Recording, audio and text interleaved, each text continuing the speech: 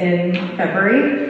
It was 2019. It was a few days shy of my 18th birthday. My friend and I were visiting Amsterdam, just traipsing down the streets. We were, crazy on the energy of, being 17 and exploring a foreign city for the first time without any parental supervision. We were there on a university visit, so we were very, very excited. It was 4 p.m. when we wandered into this small souvenir shop and struck up a conversation with a local girl inside. She was dressed to the nines, really warm, very chatty, and she was asking us what brought us to Amsterdam.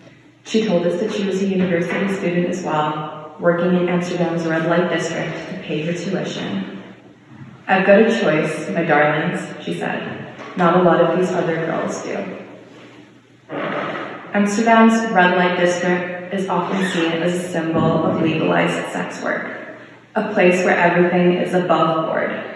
Unfortunately, the reality is far more complex. The Amsterdam's mayor office has identified around 165 nationalities involved in the city's sex industry, highlighting its global reach. Studies have indicated that a significant number of these migrant workers are victims of trafficking, coerced, forced, and manipulated into sex work. Yeah, but that's Europe, right? Amsterdam, that's notorious for the red light district. It doesn't happen in Canada, right? Shortly after I graduated, I was assigned to work on a Women, Peace and Security project funded by Global Affairs Canada. I saw the data from DR Congo, the West Bank, South Sudan, Colombia. I observed a common narrative. Whether it was climate change, economic instability, or migration, it all led to an increase in sex trafficking. According to a 2024 report by the United Nations Office on Drugs and Crime, child trafficking and trafficking for forced labor are rising steadily as poverty, conflict, and climate change leave more people susceptible to exploitation. Okay, that's still not Canada. Can't happen here, right? I moved to Canada in 2019 and started university in a wellspring of privilege. I was attending the University of Toronto, able to afford the international tuition without needing to work on the side, and I had grown up fairly westernized. Like many of my U of T classmates, I was incredibly, incredibly privileged. When the pandemic hit, everything changed. Internship season rolled around and was even more horrible than usual, with most students left scrambling for opportunities. By sheer luck, a friend of mine was invited to interview for a local organization. But the moment she arrived, something felt weird. The location was super sketchy, the vibe was weird. Still, when the interviewer arrived, well-dressed, professional, she let herself relax.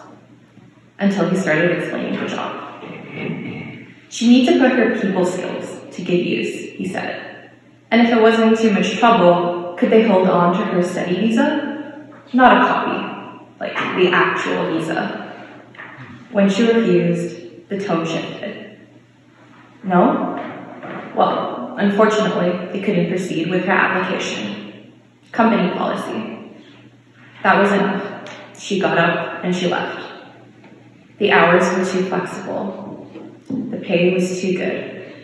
But the good is never easy, and the easy is never good. This was an obvious trafficking setup. You know what it says on our international student visas? We cannot participate in sex work. They wanted to keep her visa as blackmail material. If they had reported her, she would have been the one deported. My friend was lucky. Something tipped her off. But not everyone is so fortunate. Canada presents itself incredibly well on the international stage. Progressive, egalitarian, a model of human rights.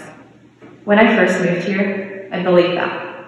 I believed that trafficking was something that happened in faraway places, in war zones, in cities like Amsterdam. But the pattern is clear, worldwide, and Toronto is no exception.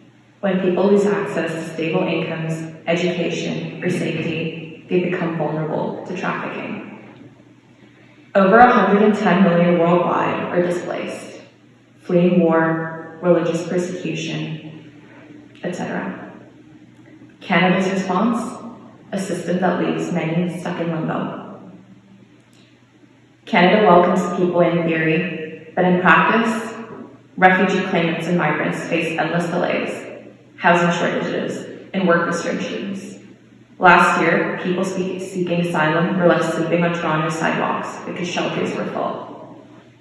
Traffickers saw an opportunity. They always do. They prey on desperation, offering what seems like stability, housing, jobs, protection, but with strings attached. Women and children are particularly at risk. If you're a refugee with no status, nowhere to live, and no way to earn money legally, how do you survive? For many, the options are few, and traffickers fill that gap. It's the same story with international students. Universities market Canada as a land of opportunity, but once students arrive, they find a different reality. Sky-high rent, rising costs, very little support. Some turn to illegal work just to get by. Some are recruited into trafficking without even realizing it. Brampton's mayor has said trafficking of international students and migrants is happening in plain sight. Between 2013 and 2023, over 4,500 incidents of human trafficking were reported in Canada. The vast majority of victims, 97%, were women and girls. Most were Canadian citizens and Indigenous women. Migrants and displaced people are disproportionately targeted nowadays. And those are just the reported cases. Human trafficking is vastly underreported, hidden in plain sight, preying on the most vulnerable among us. We like to think trafficking is a foreign problem, something that happens in places far removed from our everyday lives. But it happens here. It happens everywhere. And the first step to fighting it is recognizing that. This is a failure of systems, and the recent political climate is making it much, much worse. Cuts to supports, delays in work permits, a housing crisis with no real solutions, policies that leave people in limbo, without status, without stability, without jobs. These conditions don't just make people vulnerable to trafficking, they create a market for exploitation. And as long as these policies are in place, trafficking will not just continue, it will grow. So why does this happen? Because demand is there, mostly from men working, consuming, and profiting off of systems that commodify women and girls. So keep this in mind next time. As communities of faith, we are called to band together to protect the most vulnerable. Embody that call by standing up for those who are at most risk of being exploited. Next time you see something that doesn't feel right, speak up. Volunteer your time to help survivors. Start conversations in your communities. Talk to your representatives. Raise your voice. Know to targeted communities, but don't stereotype. And most of all, don't call people resilient without calling out the racist and colonial systems that force them to be. Because resilience shouldn't be a prerequisite for survival.